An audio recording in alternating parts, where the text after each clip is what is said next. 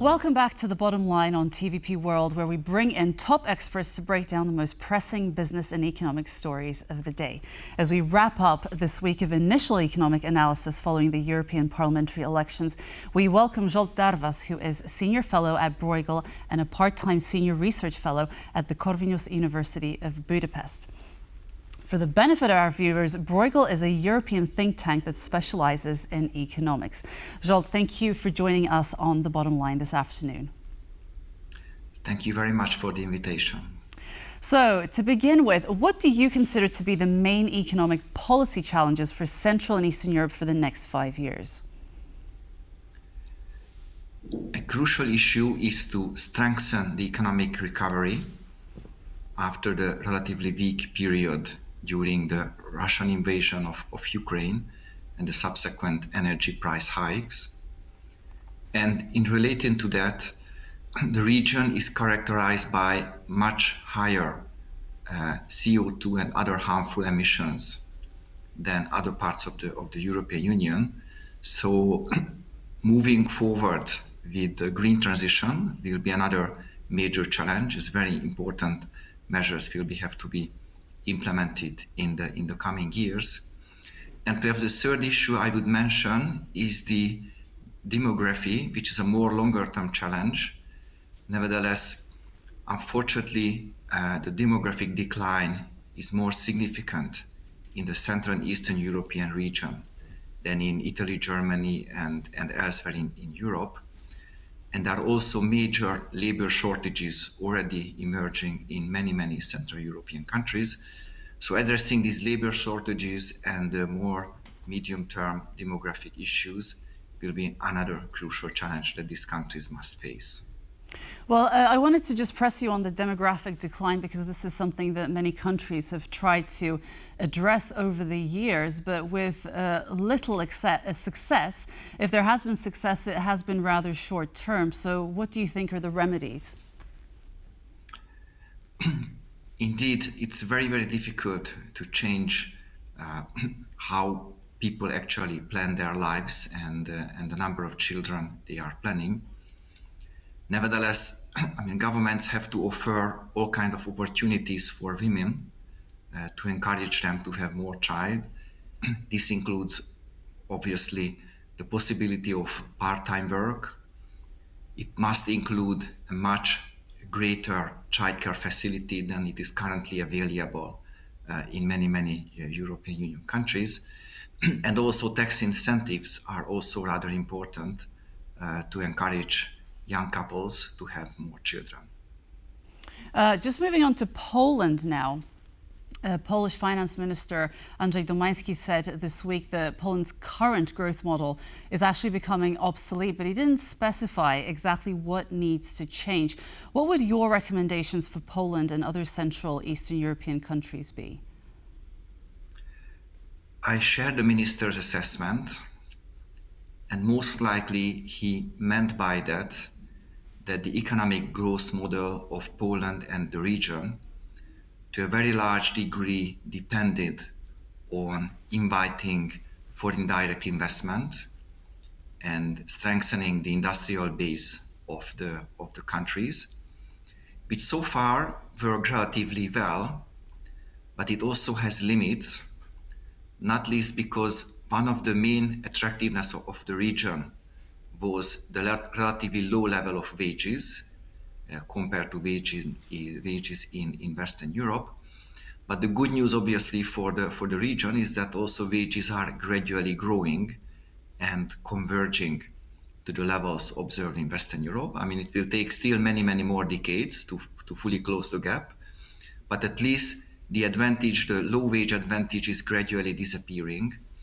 And this will imply that higher value-added activities must be increased throughout the economy. Now, there is also some gradual increase in this regard, but nevertheless, if you look at the European Commission's innovation scoreboard that classifies European Union countries into 4 categories, and unfortunately 6 countries, including Poland, is in the worst category.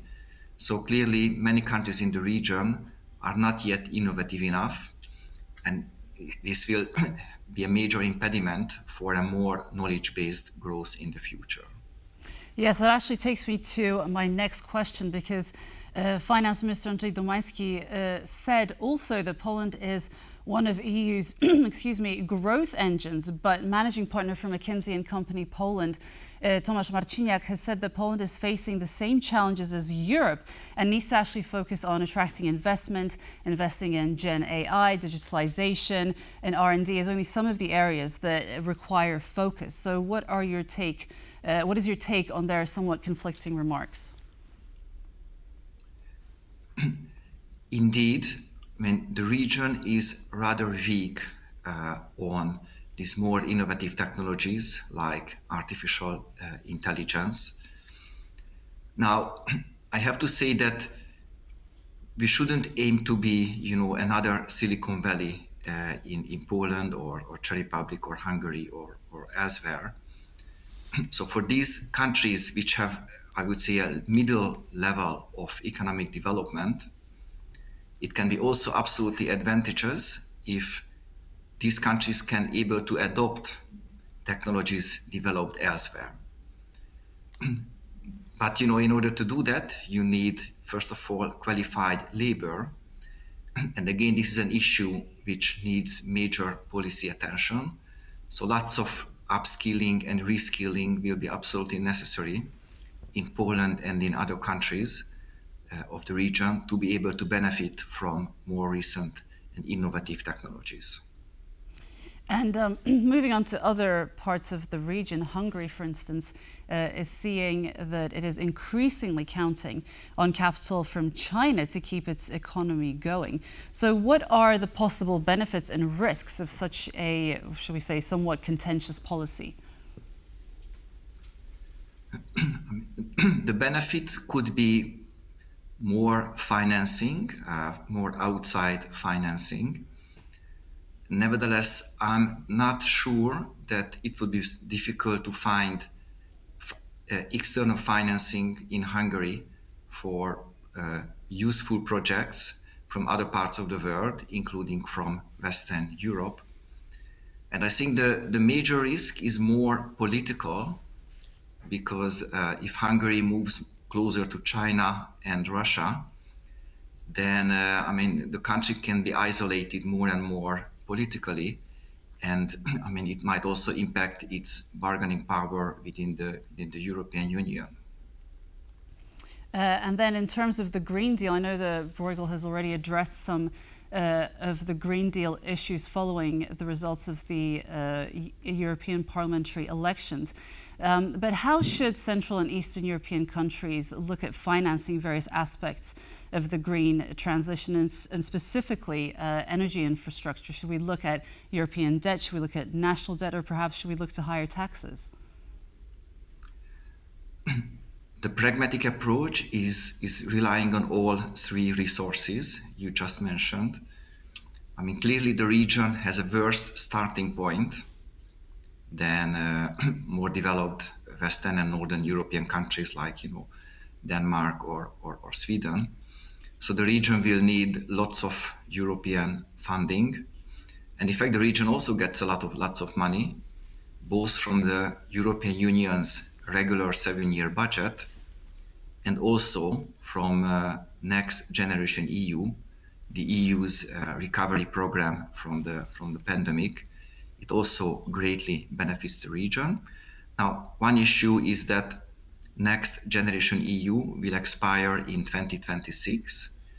Currently, there are some discussions on whether a follow-up instrument should be developed. I would very much recommend that, but no concrete proposal is on the table. So this would mean that after 2026, European funding for the region, including for green transition, is set to decline. And again, this implies that other sources of financing will be needed. Now, I wouldn't suggest raising taxes, because tax raises can discourage various activities. What would be the most useful way to generate more national resources is a major review of the budget, of the national budget, because in every budget there are items which are wasteful or duplicate spending, and a thorough budget review might free some sources which can then be used to foster the green transition.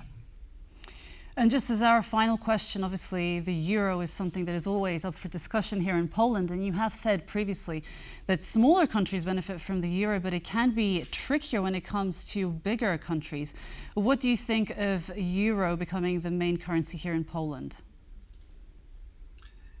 In my analysis, I found that Central and Eastern European countries can be economically successful both inside and outside the euro area, and that the same conclusion applies to Poland as well.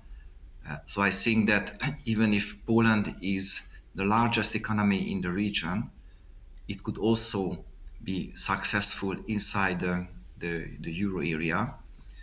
So that's why I think that joining the euro is more a political decision than an economic decision.